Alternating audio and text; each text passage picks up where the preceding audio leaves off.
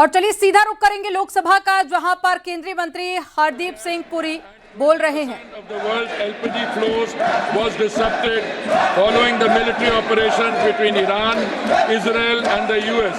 For the first time in recorded history, the Strait of Hormuz has been effectively closed to commercial shipping. Despite India having no role in causing the conflict, like many countries, India has to navigate through its consequences.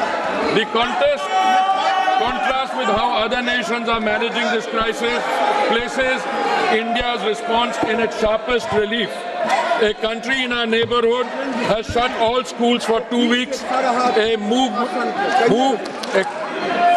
moved government offices to 4-day work week, ordered 50% of public employees to work from home, cut fuel allowances for official vehicles by half, and taken 60% of government vehicles off the road. This country has experienced the largest single fuel price increase in its history, with petrol up approximately 20% in a week. In another neighbor, has closed universities early and brought forward the Eid al-Fitr holiday to save fuel.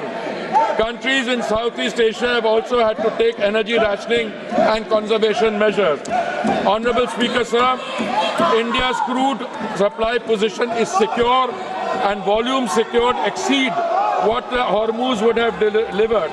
Before the crisis, approximately 45% of India's crude imports transited through the Hormuz route.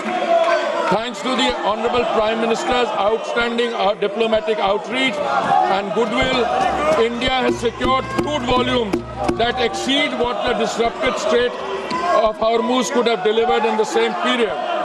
Non-Hormuz sourcing has risen to approximately 70% of crude imports, up from 55% before the conflict began. India sources crude from 40 countries as against 27 in 2006 and 7.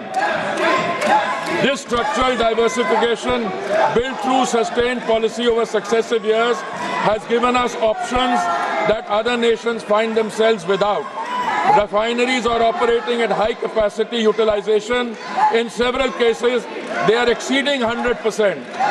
There is no shortage of petrol, diesel, kerosene, ATF or fuel oil. The availability of petrol, diesel, aviation, turbine fuel, kerosene and fuel oil